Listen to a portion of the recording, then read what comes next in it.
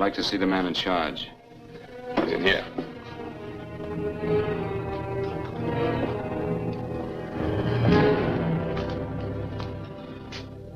I want to report a murder. Sit down. Where was this murder committed? San Francisco, last night. Who was murdered? I was.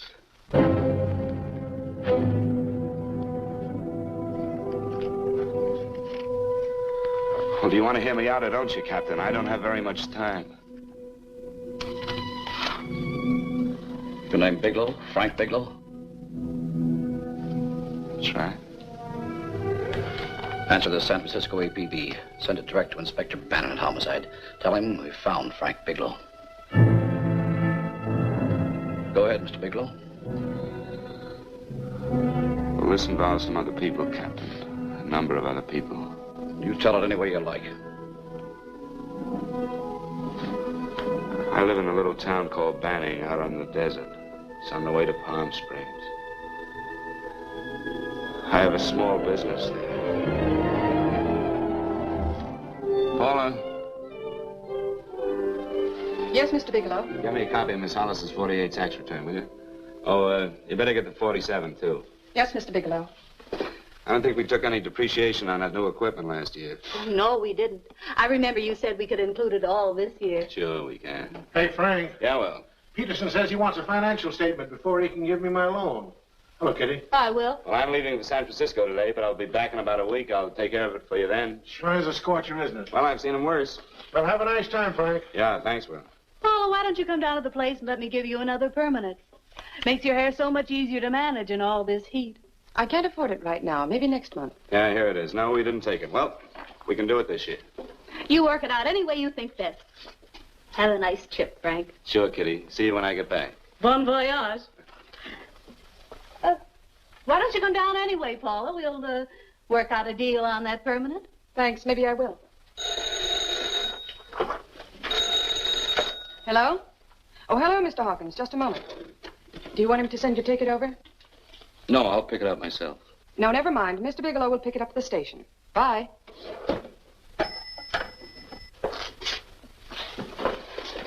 I want to go with you, Frank. Now, Paul, I'm just going on a little vacation. You know that? You want to go without me, don't you? Be gone just a week. And I suppose you just made up your mind to take this little vacation at 9 o'clock this morning? No, Paul. I meant to tell you about it a few days ago. I guess I forgot. Oh, you forgot. Paula, don't be like that. Don't be like what? You just drop a little announcement that you're going away. Not tomorrow or next week or next month, but today. No explanations, nothing. And I'm supposed to swallow the excuse that you need a little vacation. I just want to get away from town for a few days, that's all. Get away from this town or get away from me. Oh, Paula, please try to understand. How can you ask me to understand anything like this? No, I'm sorry, but I don't understand. Go to San Francisco, but don't expect me to be waiting for you when you get back.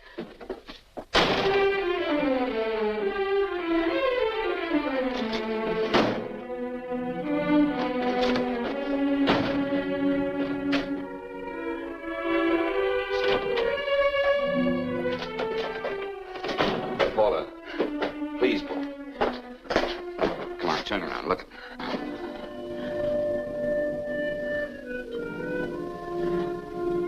Come here. Why do you do this to me, Frank? Why can't you be honest with me? As honest as I am with you?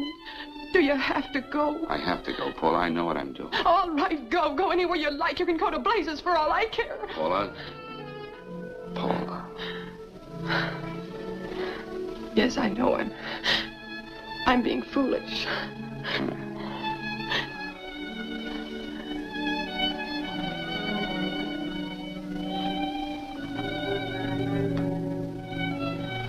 Come on, fix your face. We'll go down to Eddie's and have a drink. All right, why not?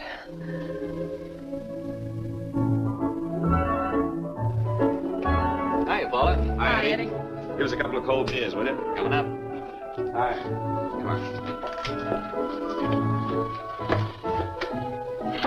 Oh, what a relief. This air conditioning feels good.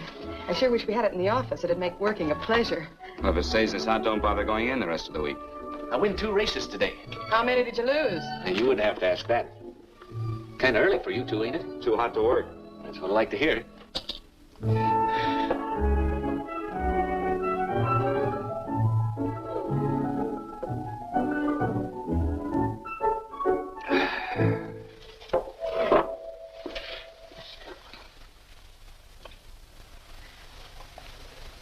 Frank, you'll take me with you, won't you? You will, won't you? Or am I crowding you? What do you mean, crowding me? Maybe you do need this week away alone. Maybe we both do. I know what's going on inside of you, Frank. You're just like any other man, only a little more so. You have a feeling of being trapped, hemmed in, and you don't know whether or not you like it. Look, Paula, I'm going to be honest with you. I care too much for you not to be honest with you. I'm as much concerned for your happiness as I am for my own. I know you've had one bad experience, Frank. I know all about it. But you don't know what it can do to 2 people, Paula. And the woman always gets hurt more than the man. I don't want you to get hurt, darling. More than anything in the world, I don't want you to get hurt. Want to hear some music? All right, Frank. Got a couple of nickels, Eddie? Yeah. This won't bother you, will it? No, next result doesn't come in for half an hour.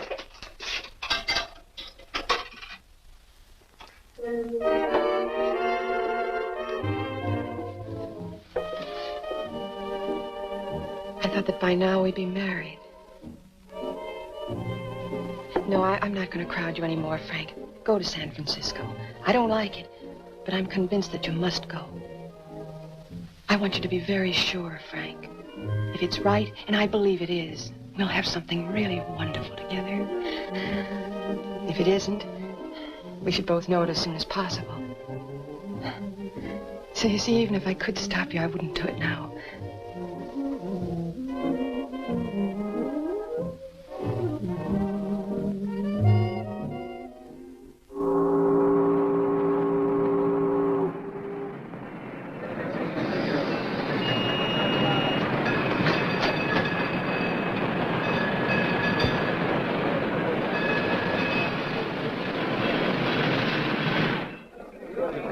Yes, sir. My name is Bigelow. I have a reservation. Yes, sir. Here we are, sir. My name is Bigelow. I have a reservation. I have it, sir. It's a very nice room on the 6th floor, facing the bay. Boy, this might help you enjoy your stay, Mr. Bigelow. It's a little booklet on how to have fun in San Francisco. Oh, thank you. Very welcome, sir. Thank you. Say, is it always like this around here? Oh, this is market week, and it's the last day, too. Boy, always around until you need him. Oh, 517? Thank you. Here's a message for you, Mr. Bigelow. Long-distance call came in about an hour ago from Banning. From a Paula Gibson. Oh, thank you. Very welcome. Show Mr. Bigelow to 618. Right this way, Slide.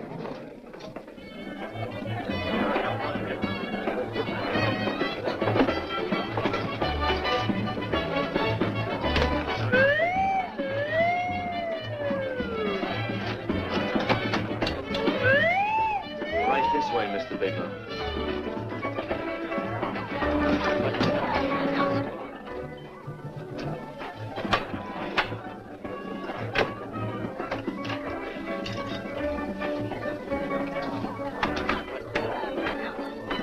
Is there anything else, Mr. Bigelow? Oh, yes, you can get me a dry and hat and a package of razor blades. Yes, sir. Thank you. Oh, and you can leave that door open. Hello, operator. I want to speak to Miss Paula Gibson in Banning, California. Yeah, that's right. No, I'll wait. Hello? Hello, Paula. Oh, hello, Frank. How was the trip? Fine, just fine. Having a miserable time, I hope. Well, I don't know. I just got in. What was that? Market week. The place is crawling with traveling salesmen. You know, Charlie Anderson found out that you went away, and he asked me to go out with him. Oh, really? How did he make out? I'm considering it. Is that what you called to tell me? I'll have you know that this call is strictly business, Mr. Bigelow. Did a Mr. Phillips phone you? Eugene Phillips of Los Angeles. No. He will. He phoned the office 3 times today. Said that he wanted to get in touch with you immediately. He said it's most urgent and imperative that he reach you at once. What do you want? I don't know. But he sounded deep, dark, and mysterious, and quite agitated about something. Phillips, have we ever done any business with him? Not unless you've been keeping it a secret from me. I looked through all the accounts. Why did you tell him you could reach me here? You know I'm supposed to be on vacation. So you told me. And so I told him, dear heart. But the gentleman didn't seem to respect your temperamental moods the way I do. He was very insistent that he speak to you before it's too late, as he put it. Well, tell him you tried to get in touch with me and I've changed my plans and you can't reach me. He won't talk to me. I told him that I was your confidential secretary, but I guess I didn't sound confidential enough. So I told him that he could reach you there this evening. Well, call him back. If it's as important as he says it is, he'll talk to you. Otherwise, he'll just have to wait until I get home. My, aren't we adamant this evening? All right, shall do. And Frank, Yeah? I don't quite know how to say this. Say what? But what I want to say is that there's nothing you can do that you ever have to feel guilty about. Oh. Sure. Thanks, Paula. I'll call you tomorrow. Right?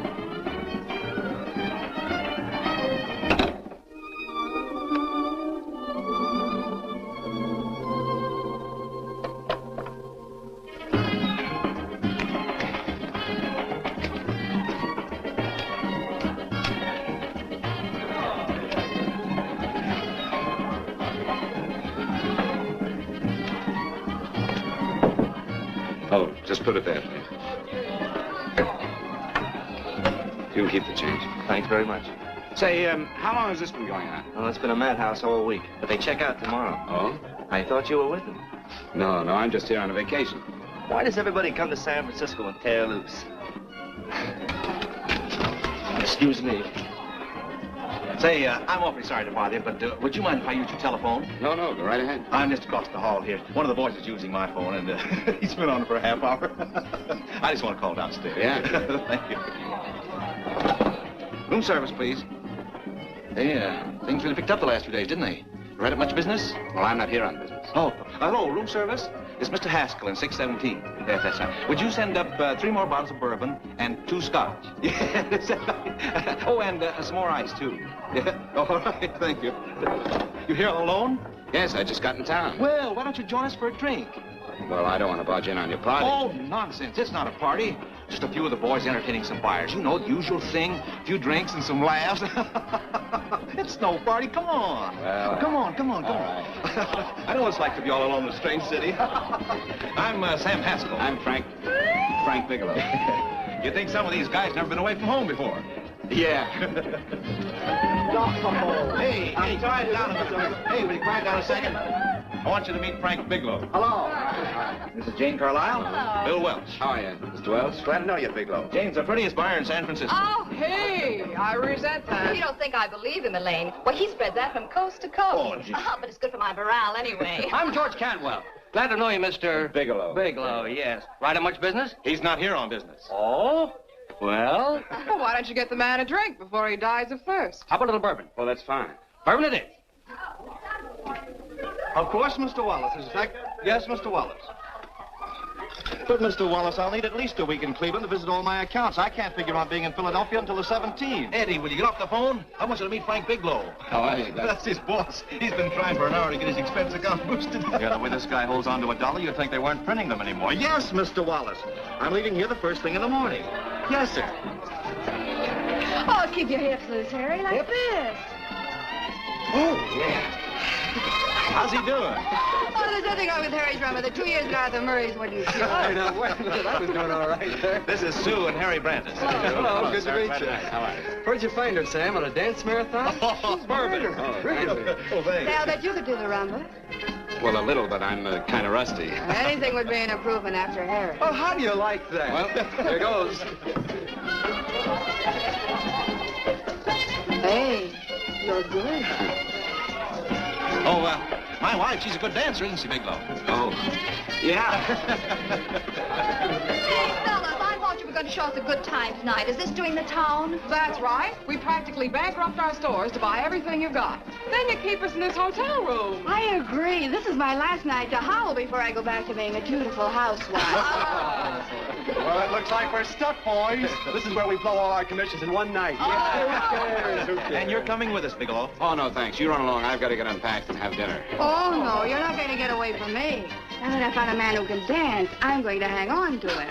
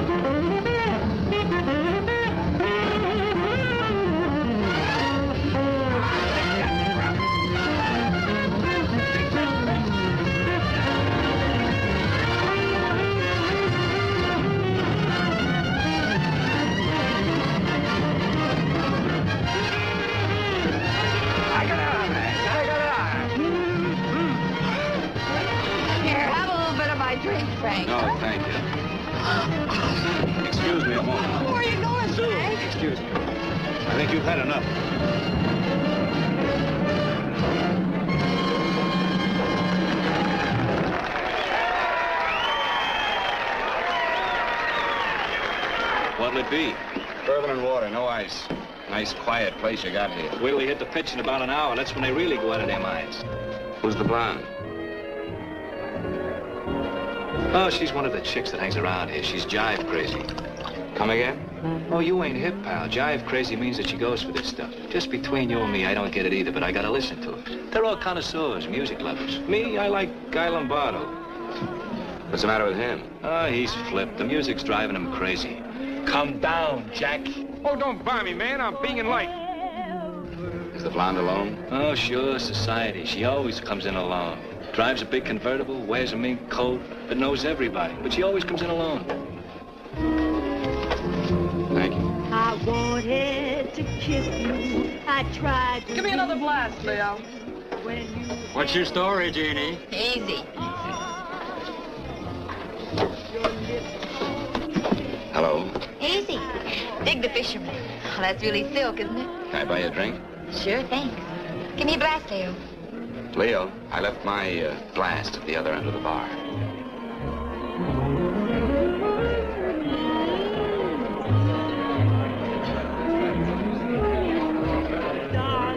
My name's Jeannie. What's yours? Frank? I've never seen you here before, Frank. Well, I've never been here.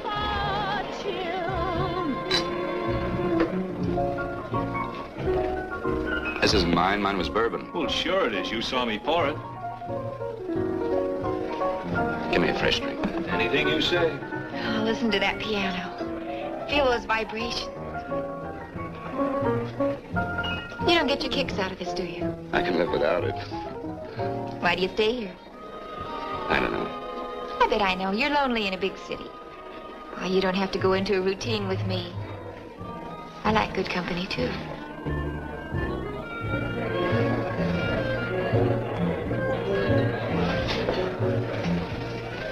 Say, there's some people there I want to avoid. Couldn't we get out of here? Let me think about it. Oh, come on. How about going somewhere else, huh? Why don't you meet me later? Okay. Where? I tried to forget you, but you whispered, darling, I love. Call me at that number later. It's my next stop. They've got a band there that'll really send you. See you, Jeannie. Easy.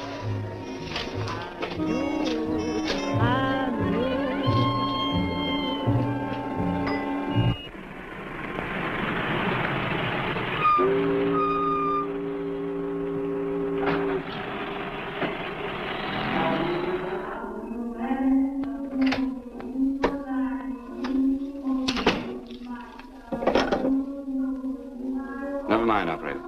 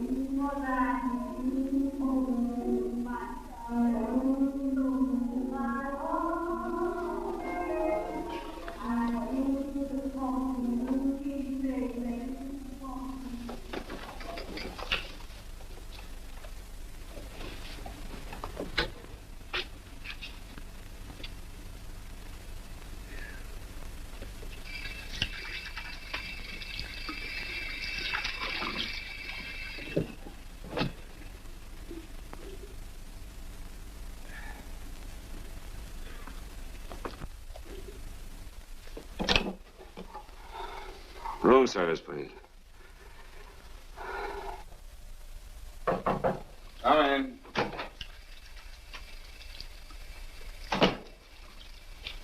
Be right with you, waiter. Yes, sir. Dress well, sir? Yeah, sure. May I? Go ahead. It's on there for you. Thank you, sir. Would you like anything else? Oh, thank you, that's all. Waiter. Yes, sir. Take this away.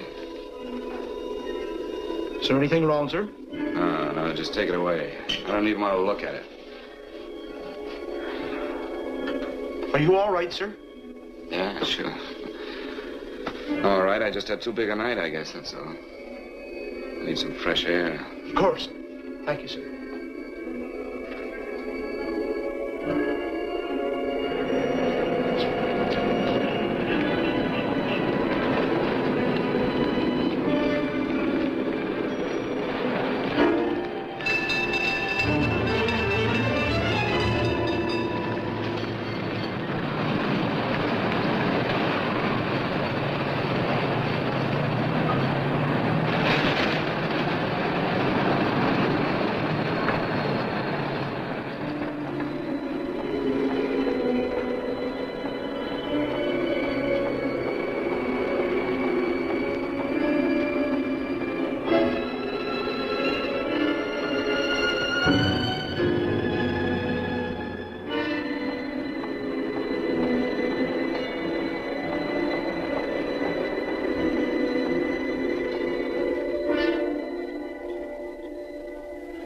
Lungs in good condition. Blood pressure normal. Heart fine. Well, it's a good thing everybody isn't like you, Mr. Bigelow. Put us doctors out of business. I'm glad to hear it, Doctor. I was a little worried. Don't let a little bellyache worry you. Could be just a change of climate. Well, it isn't exactly an ache, Doctor. It's kind of hard to describe the feeling. Maybe it was the drinks I had last night. I might have mixed them too much, huh? Let's have another look at that throat. You may finish dressing now, Mr. Bigelow. I want to get the results of those tests we took. Thank you, Doctor.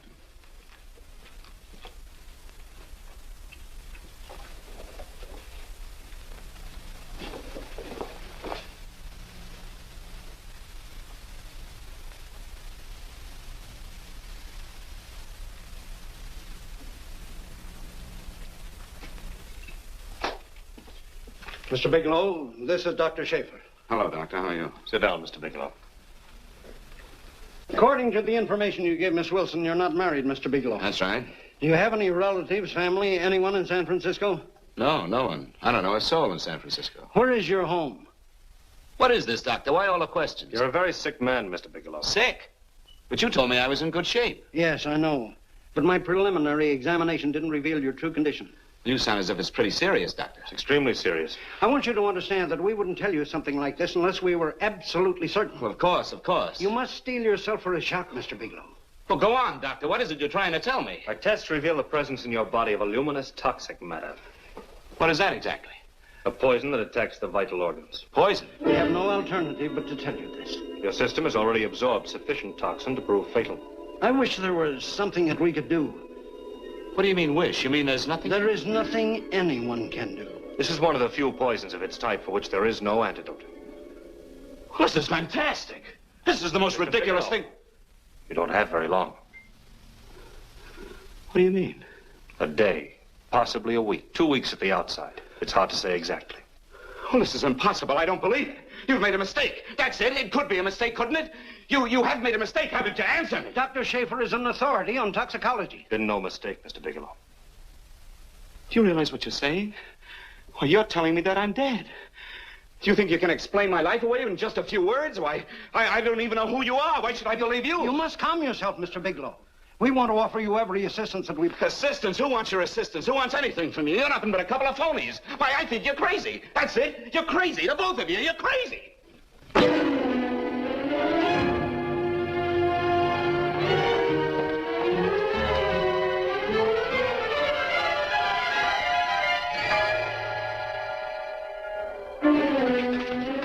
Where's the doctor? You just come in. Come on, tell me. Where's... You have to go to the medic before you come Get out of here. here. Doctor.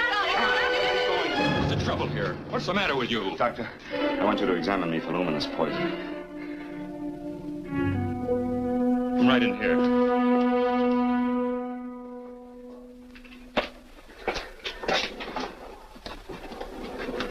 Yeah, you've got it all right.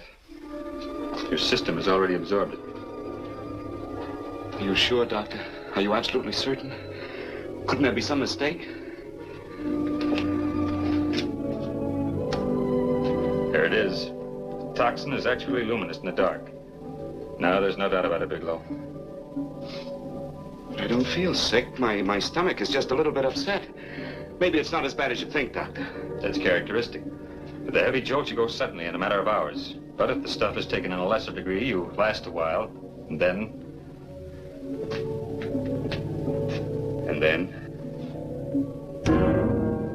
Give it to me straight, Doctor.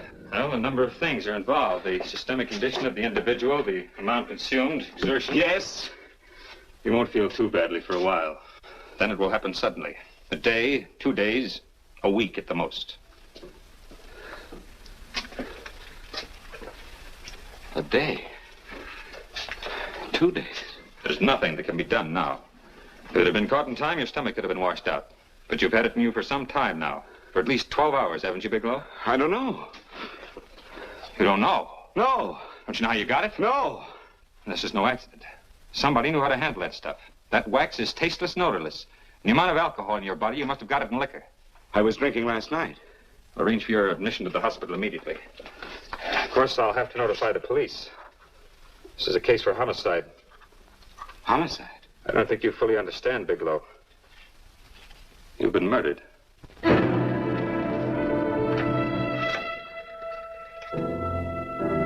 Get me police headquarters, please. Homicide Bureau.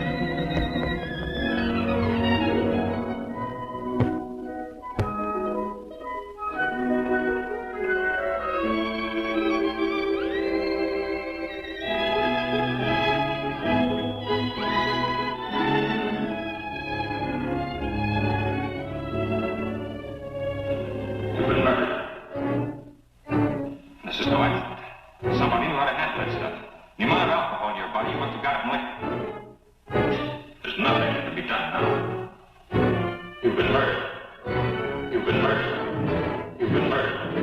You've been murdered. You've been murdered.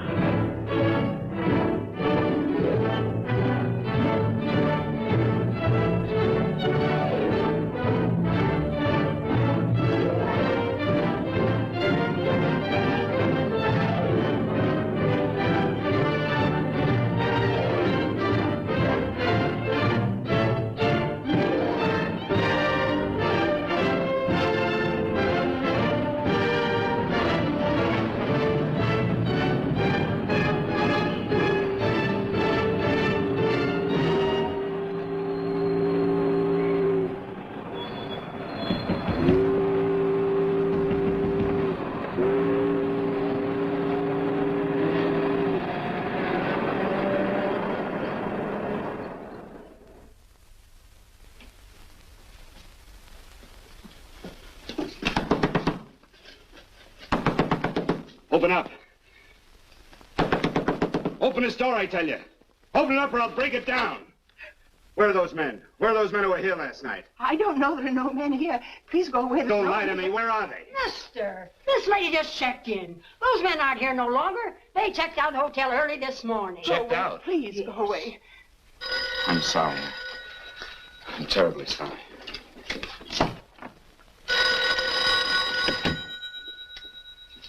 Hello? Please, Mr. Bigelow, my eardrums. Oh, hello, Paula. Your enthusiasm overwhelms me.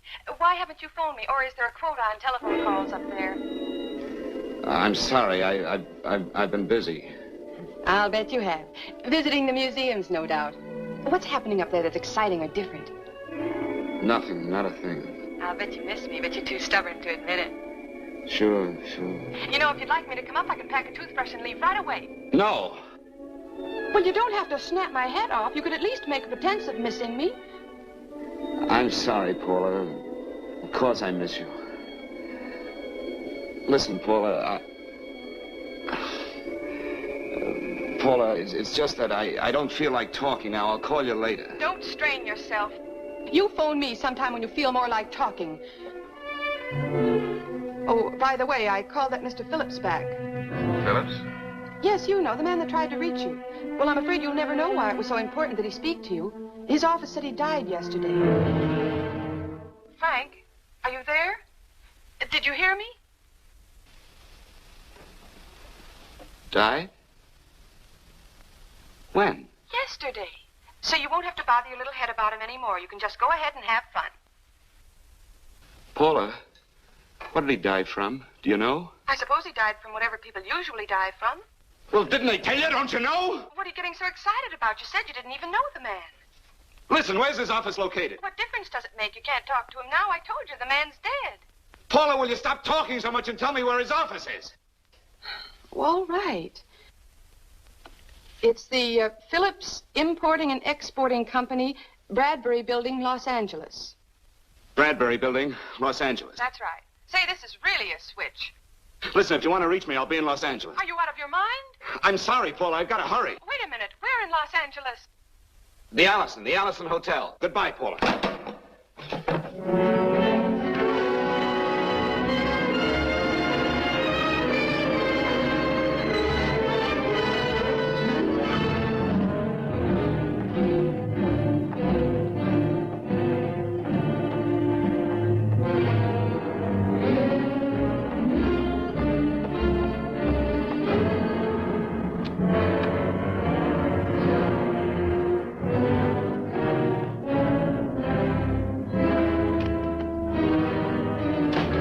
I'd like to see someone in charge here. What does it regard Well, it's a personal matter. It's quite urgent.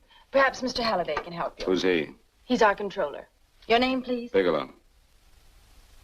Mr. Bigelow to see you. Send him in. Go right in, please. That door.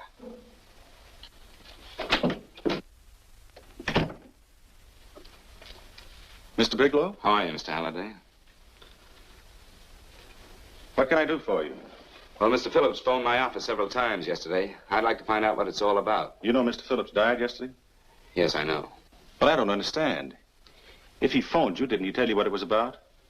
Well, he didn't speak to me. I wasn't in my office at the time, and he wouldn't tell my secretary. Well, I'm afraid I can't be of much help, Mr. Bigelow. I've no idea why Mr. Phillips tried to reach you. I'm sorry you had to make the trip for nothing. How do you know I made a trip?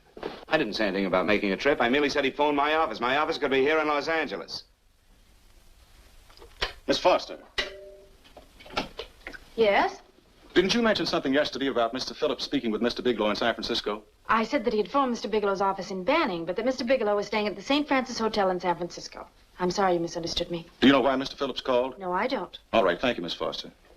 You can understand that we've been somewhat upset around here. Now, if you don't mind...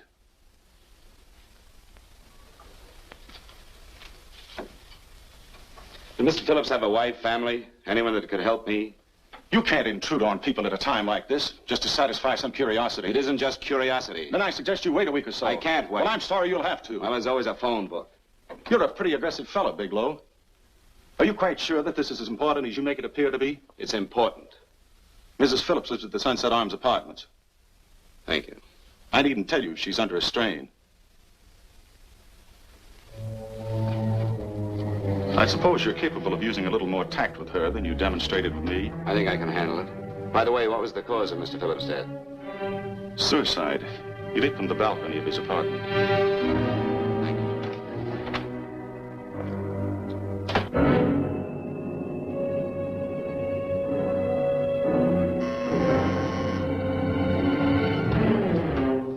Come in, Mr. Bigelow.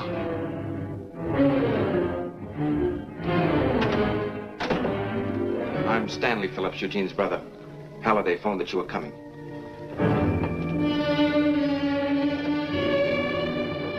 This is my sister-in-law, Mrs. Phillips. I'll try to make this as brief as possible, Mrs. Phillips. I'm afraid I can't be of any help to you, Mr. Bigelow. I haven't the slightest idea why my husband wanted to speak to you. Well, I guess Halliday covered just about everything. Did your husband ever mention anything about me, Mrs. Phillips? Anything at all? No, I can't recall Eugene ever having mentioned your name.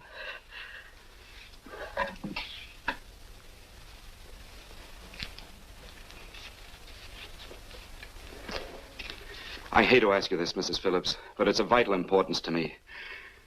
Do you know why your husband committed suicide?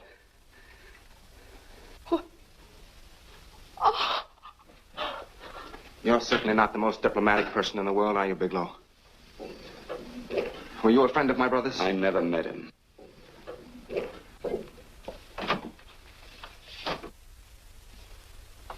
My brother was in a jam, a pretty bad jam. He was arrested 2 days ago. He sold some iridium to a dealer by the name of Majak. It's a very rare metal, very costly. Anyway, the iridium turned out to be stolen. He was released on bail yesterday, but he faced a pretty stiff prison term. And have committed suicide for less. Yes, I know. That's how the police feel about it. What puzzles me, though, is this crooked deal. Knowing Eugene, you wouldn't say he's the type of man to be mixed up in anything like that, now would you? I told you I never met him. That's right, so you did. Now, what's this all got to do with you, Bigelow? I don't know. Let's come clean with each other, Bigelow. Surely you must have some idea why my brother was so desperate to contact you. I have no idea. That's odd. Then how could it be of such vital importance to you? Well, you seem to know the answer to everything else. Maybe you know the answer to that one, too.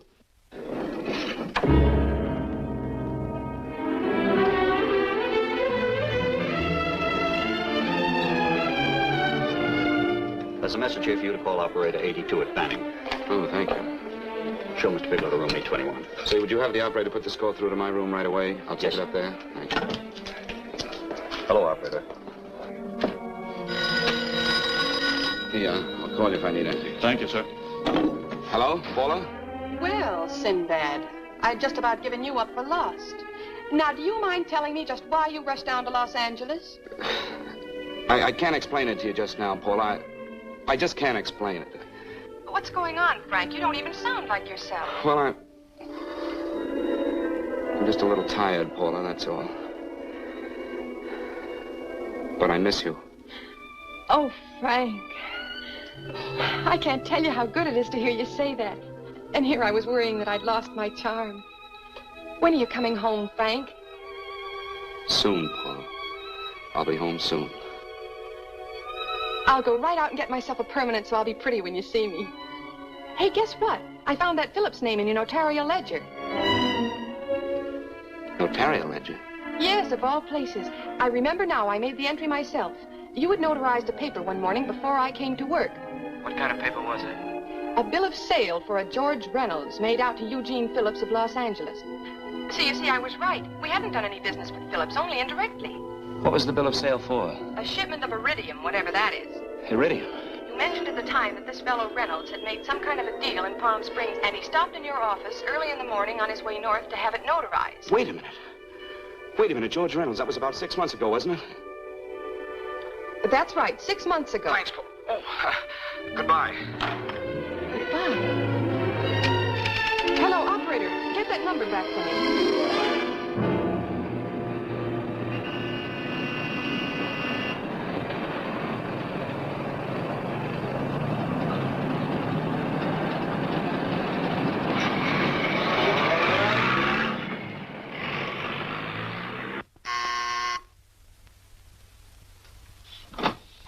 I've got to talk to you, Mrs. Phillips. Please, go away. I want to be left alone. But I found out why your husband wanted to see me. It was in connection with a bill of sale. Come in. Thank you. What do you know about a man named George Reynolds? George Reynolds? Yes. Why, that's the man my husband claims sold him the iridium. And what did Reynolds claim? Reynolds disappeared. Yes? About 2 months ago, my husband grew suspicious that something was wrong. Since then, he tried in every way to locate Reynolds, but could find no trace of him. But I don't get it. Your husband could have proved he made a legitimate deal by showing the bill of sale he got from Reynolds. Then there was a bill of sale? Yes, of course there was. My husband swore there was, but at the time of his arrest, he couldn't find it. It was mysteriously missing. Well, then if your husband could have shown proof, it would have been George Reynolds who would have faced the prison term. Eugene was convinced that Reynolds had stolen the bill of sale. He was the only one who had reason to eliminate evidence of the transaction. Thank you, Mrs. Phillips. Thank you very much. You've been very helpful. Oh, if you'd only come sooner, Mr. Bigelow. My husband might be alive today. I know.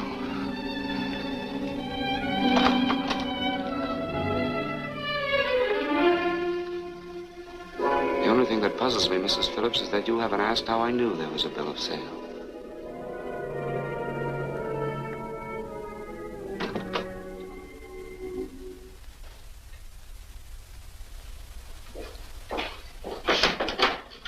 Mr. Holliday isn't in. He should be back shortly. I think you're the one who can help me, Miss Foster. Mr. Phillips tried to reach someone else before he called me yesterday, didn't he? Why don't you ask Mr. Holliday? Obviously, Mr. Holliday wasn't here yesterday, or he wouldn't have had to learn from you that Phillips called me. And you're the logical person to know who else Phillips called. I don't believe that's any of your business, Mr. Bigelow. Don't think you're revealing anything confidential, Miss Foster. I know that he tried to reach somebody else. Mrs. Phillips told me. You're bluffing, Mr. Bigelow. I don't know what you're after, but you're trying to trick me. Mrs. Phillips didn't tell you a thing. How do you know that? Mrs. Phillips knows nothing about it. She doesn't. Well, why wouldn't she? Wait a minute. I was talking about George Reynolds. Who did you think I meant? Just who is it that Mrs. Phillips doesn't know I about? told you before, that's none of your business. All right, young lady, I'm going to give it to you straight. Phillips was murdered. Murdered? I don't believe you. He told me because he needed me to clear him. Phillips was innocent. Innocent men don't have to jump out of windows. Murdered? Just who are you trying to protect, Miss Foster? Why are you so afraid to tell the truth? I'm not protecting anybody. I haven't any more to say. All right, young lady, listen to me. This thing is going to explode wide open. You got nothing to hide. You better start talking. Or maybe you are mixed up. No! Well, then, come on. Mr. Phillips called Marla Rakubian. He went to see her yesterday morning. Who's Marla Rakubian? She's a model. She and Mr. Phillips used to be quite friendly, but he hadn't been seeing her for quite some time. Come on. The last couple of months, he'd been trying to locate her and finally learn where she lived yesterday morning. When he returned from seeing her, he was terribly upset and excited. That's when he had me put in the calls for you. When he couldn't reach you, he went home. The last time I saw him alive. Give me Marla Rakubian's address. I don't think Mr. Phillips realized I was aware of his friendship with Marla Rakubian, and out of respect for him, I never intended to tell anybody. I had no idea that she had anything to do with the trouble he was in. I admire your discretion, Miss Foster. You know, you must be pretty friendly with Stanley, Miss Foster. He knew how desperately his brother tried to reach me yesterday, and he wasn't even here at the time. And now you seem to know all about what happened in Mrs. Phillips' apartment.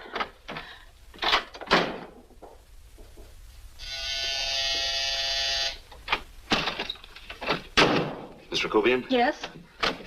What do you want? Get out of here, or I'll call the Go police. ahead, call him. Oh, go ahead, call him. Going on a trip, huh? Yes, going away for the weekend. Sailing for Buenos Aires tomorrow, some weekend. I'll send you a postcard. Now get out of here. Who are you going with, George Reynolds? Never heard of him. I suppose you've never heard of Eugene Phillips either. Just who are you? What do you want? Never mind who I am. Where's Reynolds? I told you I don't know him. Now will you get out of here and leave me alone?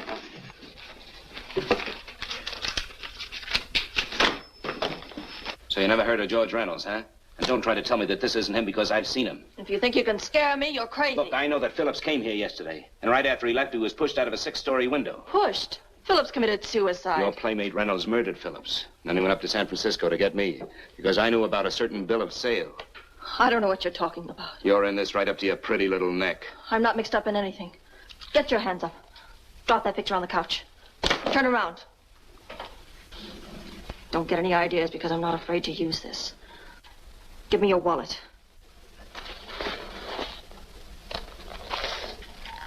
Frank Bigelow, Hotel Alex. All right, now where's Reynolds? I don't know. I don't know where he is. Is that what you told Phillips yesterday? I told him exactly what I'm telling you. I haven't heard from him in months. Yeah? You're mighty careful of the picture of a man you haven't heard from in months. What does the Ray stand for? It was a pet name. Do you mind? Oh, it sounds very cozy, Miss Rakubian. You and Reynolds call each other pet names while you make a sucker out of Phillips. Phillips made the deal because he wanted it. Yeah? I'll bet you weren't above using what it takes to help make him want it. Who's paying for this trip? I am. Really? A first-class trip to Buenos Aires on a model salary. Don't make me laugh. Since you and Reynolds aren't seeing each other anymore, you don't mind if I keep this to you. If I were a man, I'd punch your dirty face in. You know, I really believe you would. Oh, I almost forgot. Your tickets. Don't be surprised if I'm there to see you off.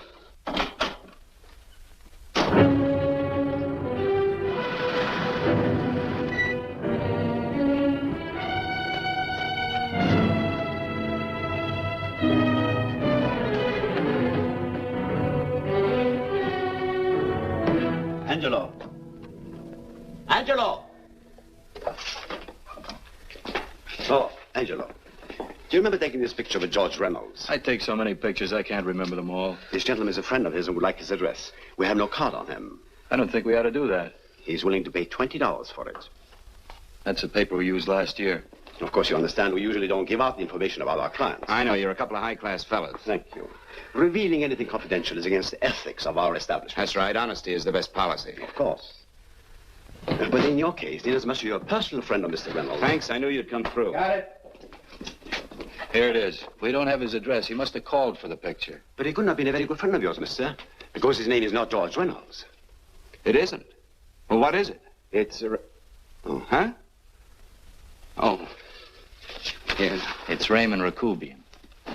Rakubian? What's so unusual about that? The picture's signed Ray, isn't it? Yeah. Yeah. Thanks.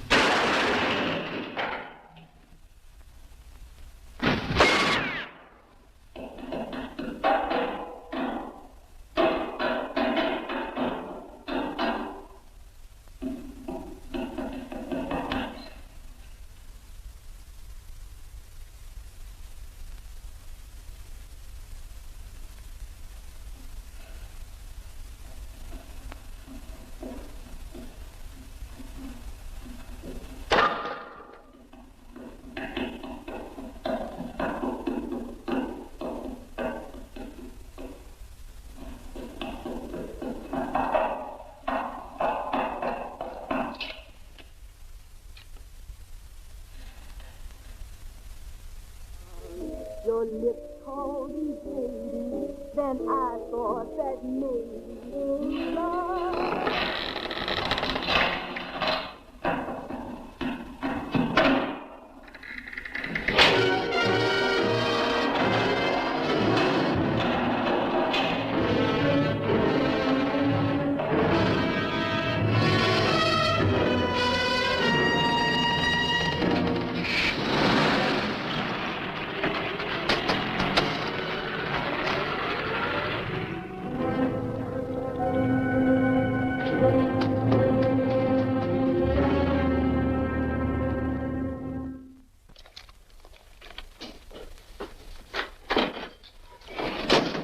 Bigelow, are you all right?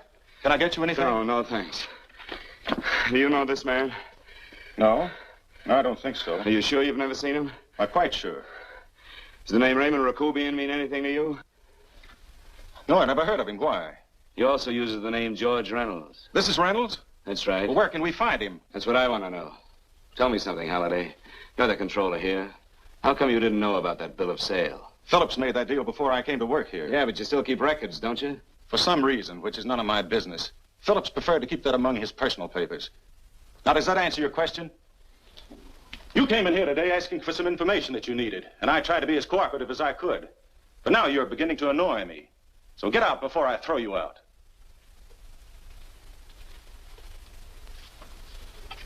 You know, you really frighten me.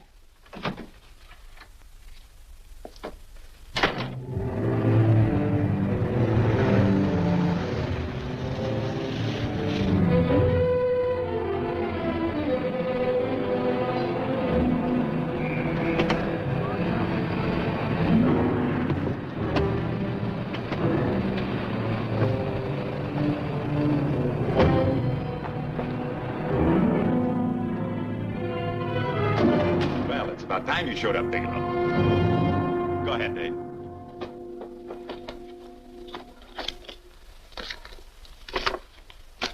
Real cute, ain't you, Bigelow? Just real cute. Marla didn't lose much time getting a hold of you guys, did she? Shut up. Let's go, Bigelow. Look at him. He can't take it. Soft in the back. You do that again and I'll kick your face. Lay off, Chester. Cut it out. Shut up! Who asked you? To let him answer, the clerk might know he's in. Go ahead, Bigelow.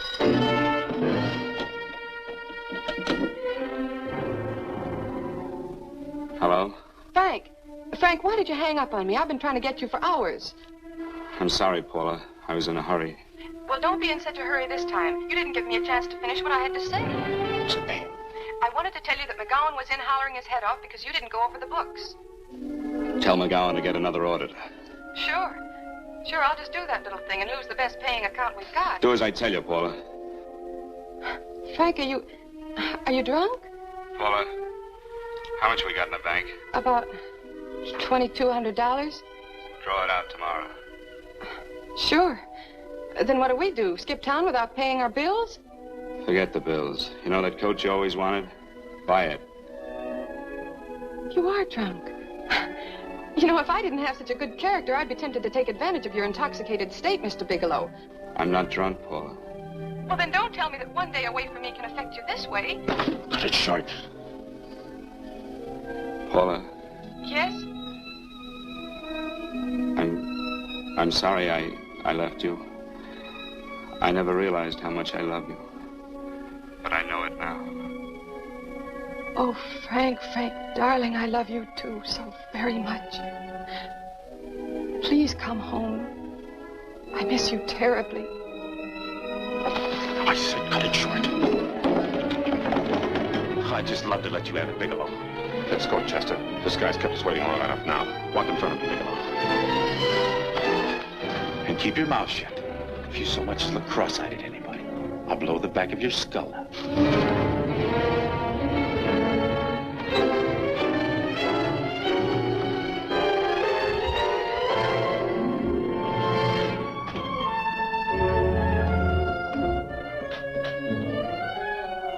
This Bigelow's real cute. He wanted to get tough with Chester. He don't know Chester. Did you get the picture? Don't I always get what Mr. Majak sends me after? Majak? That's right. I'm the dealer who bought the iridium from Phillips. I get it. You have Rakubian unload stolen stuff on Phillips with the help of Marla here, and then you buy it back from him. Oh, you certainly made a sucker out of Phillips. What is it, Mr. Bigelow? Exactly what is on your mind? I'm looking for Raymond Rakubian. Why? Well, now, Marla here has told you everything else. I'm sure she must have told you that, too. Oh, you don't expect me to believe this conversation. So, what is on your mind? I mean, underneath. You forced your way into my affairs, and now I want to know why. I just told you. I'm looking for Raymond Rakubian. Don't get cute. I'm just itching to work you over. Soft in the belly. Can't take it.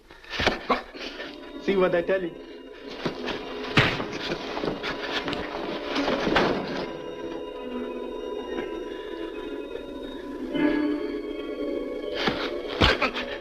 Can't do that to Chester. I'm gonna blow your guts out. Easy. Lay off, Chester, not now. Look at him. He's so scared of Chester, he'd talk now. He's not afraid, Chester. You can tell from a man's eyes when he is afraid. Look at his eyes.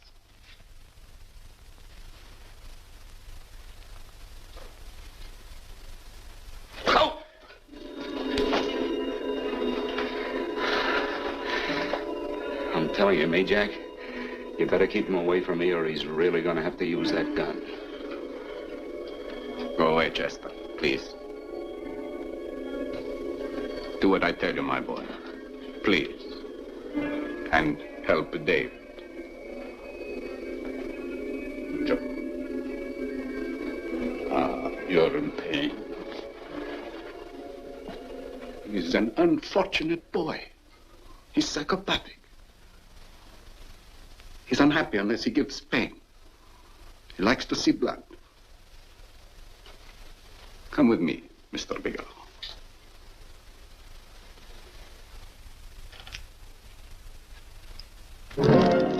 Raymond Rakubian was my nephew.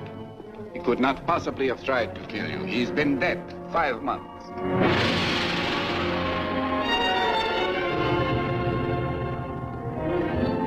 I'm afraid you have been sidetracked. Provided it is true that somebody made an attempt on your life. Somebody made an attempt again today. I had no reason to kill you, believe me. What do you mean you had no reason? I notarized a certain bill of sale. You notarized the bill of sale for Reynolds, not Rakubian. Now, what I told you was true. I had no reason to kill you. That's a closet, Mr. Bigelow. And under other circumstances, you could go home now. But now you present a problem. You know too much, and I am in danger. Chester! Suppose I were able to prove to you that I only want to find the person who tried to kill me, and I won't cause you any trouble. You know I can go to jail for 10 years for this little business. 10 years. At my age, that's my life. That means my entire life. With my life, I do not take chances. I am sorry, believe me. You want Joe to go with you? No. Just Bigelow and me. And baby Mace too. But Major... Goodbye, Mr. Bigelow, and forgive me. Let's go, Bigelow. I guess you won't be there to see me off.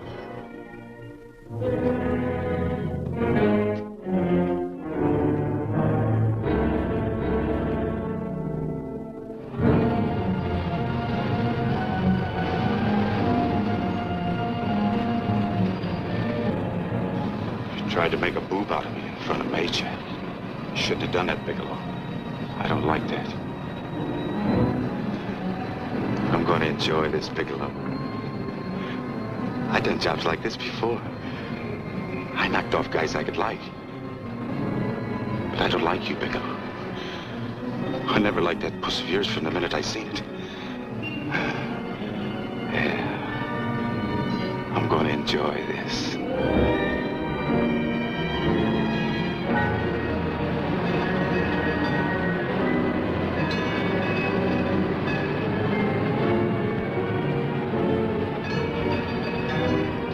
Scared yet, are you, Bigelow? But you'll be scared. Good and scared. I think I'll give it to you in the belly. You don't like it in the belly.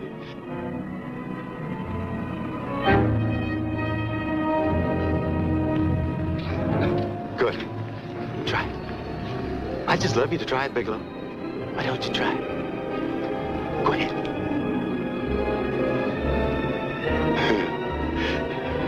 Didn't have the nerve, did you, Bigelow? Yeah. I think I'll give it to you right in the belly.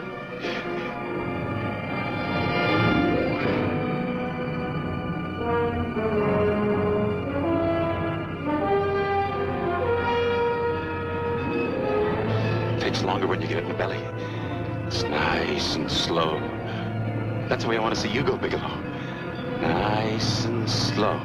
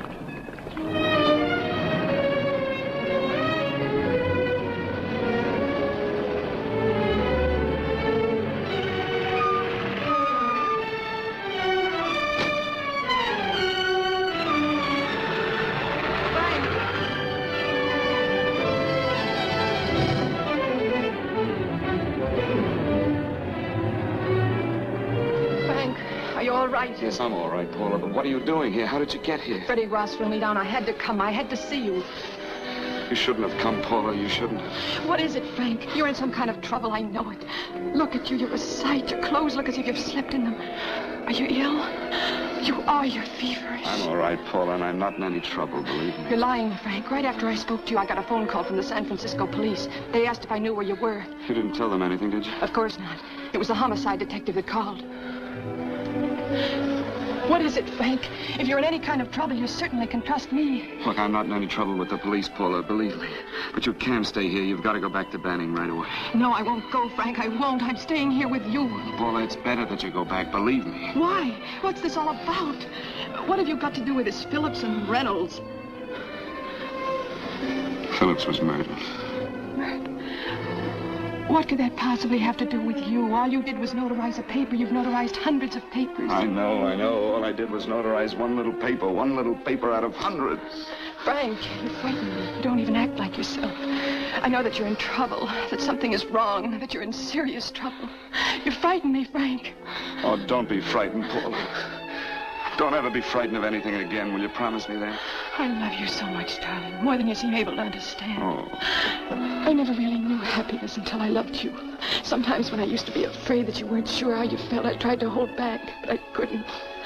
Losing you would have been losing everything. There would have been nothing left. Don't, Paula, don't. Now I'm afraid again. Somehow I feel that I'm going to lose you, but there's nothing I can do about it. I feel so helpless. You're leaving me out of something. Tell me, Frank, what is it? Give me a chance to fight back. Just give me a chance, please. You do love me, don't you? Oh, yes, Paula, I love you. I never was more certain of anything in my life. I wasn't sure before. I was a little blind, I guess, but believe me, I'm sure now. Can you understand that, Paula? I understand. A man can be like that, Paula. Something has to happen. It can be a big thing or a little thing, but it can make him realize how much someone means to him, how much he really loves her. Oh, and I love you, Paula. More than I ever thought it possible to love anyone in the world, I love you. Then why won't you tell me about this trouble you're in? Why won't you try to let me help you? You can't help me, Paula. You don't want my help. Oh, Paula, there's nothing you can do. Will you believe me? So will you please go home, please? No, Frank. I won't go. I know you're in trouble. I can't leave you like this. All right, Paula, look, wait for me in the lobby of the hotel, and I'll be back for you soon, I promise. You promise? You're yes, sure? Paula, I promise. Is that a new outfit? Yes. Oh, it's beautiful.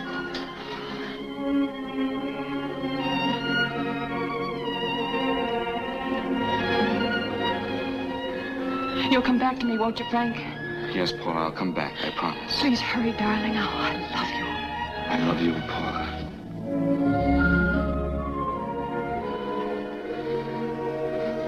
Goodbye, Paula.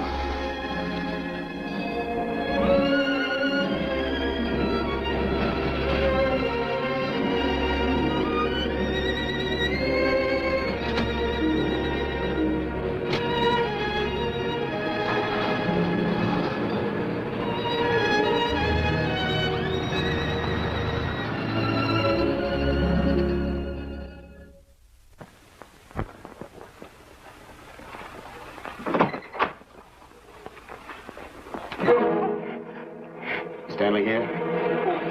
You sure? All right, get in there. Now get Stanley on the phone. Tell him to come over here right away. Use any excuse you want. What are you going to do? What was Stanley going to do when he used me for a clay pigeon today? I don't know what you're talking about. Don't act innocent with me. I fell for that once. I don't know what you mean. I told you everything you wanted to know this morning. Yeah, you told me just enough so I'd get sidetracked and wouldn't know that Stanley was the one I was after. Stanley? Oh, no. You and Stanley have been together on this from the start. Now, come on, get on that phone and call him. Don't let him know I'm here. Bigelow.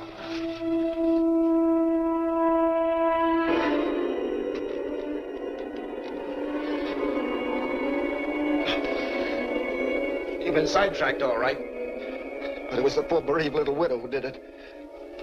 Miss Foster found this letter this afternoon. It's in my brother's desk at the office. It's postmarked 2 years ago. It isn't exactly the kind of a letter that a married woman gets from a casual friend. I'm sure my brother wasn't aware that they were so well acquainted when he hired Halliday. What's the matter with him? He hasn't felt right since dinner. Where did he have dinner? At Mrs. Phillips' apartment. Halliday was there, too, and Stanley confronted them with that letter. Did you have anything to drink? Yes, why? How long ago? Half an hour ago, just before I came here. Miss Foster, get on the phone, call the emergency hospital. Have them get an ambulance over here right away. What? Tell them to prepare a stomach wash for luminous poisoning. Luminous poisoning? Go on, do what I tell you. You may still have a chance to save his life. Go on!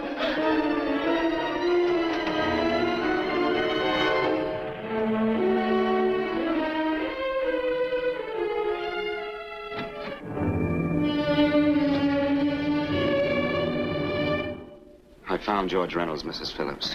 He's been dead for 5 months. Then he didn't steal the bill of sale. No, he didn't. But you could have stolen it. How dare you? You knew who I was when I came here today. But you were surprised to see me alive, weren't you? But I'm not alive, Mrs. Phillips. Sure, I can stand here and talk to you. I can breathe and I can move. But I'm not alive. Because I did take that poison. And nothing can save me. What are you going to do? I kill you now, I have nothing to lose. No, you've got to listen to me. You've got to give me a chance. But I didn't have a chance. It was Halliday. Believe me, it was Halliday. He made me steal the bill of sale. He planned everything. What about this letter? Your husband knew about you and Halliday. He found it only yesterday. He accused Halliday. They fought, and Halliday pushed him over this balcony. And why me? Why did he want to kill me? Because you could have proved there was a bill of sale, that my husband had no reason to commit suicide. Halliday was desperate after he killed my husband. He found out about the phone calls to you. He thought you spoke to him, that you knew enough to involve him.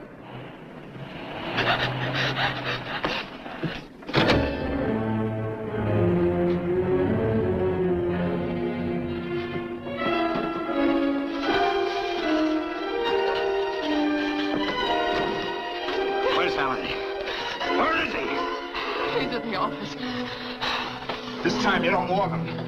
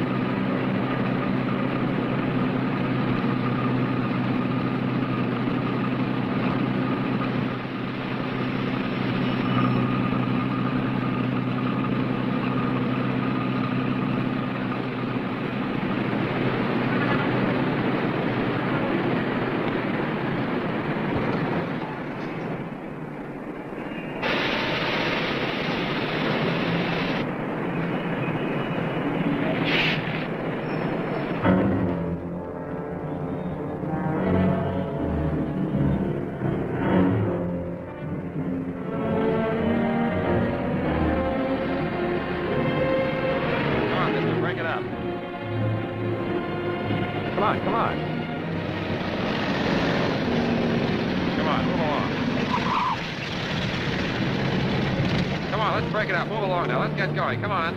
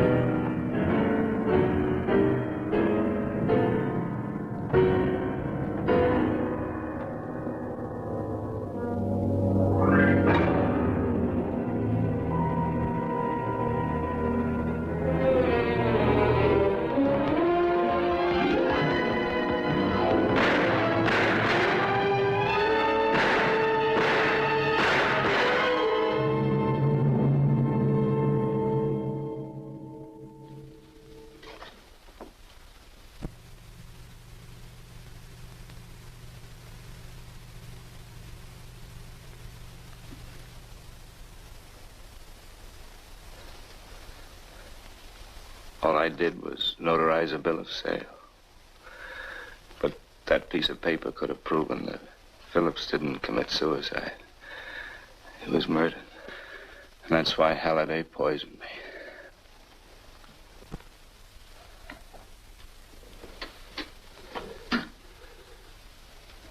Would you?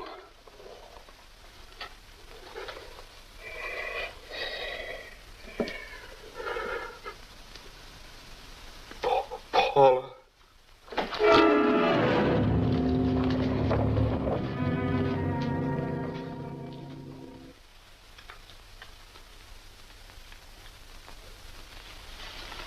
Call the morgue.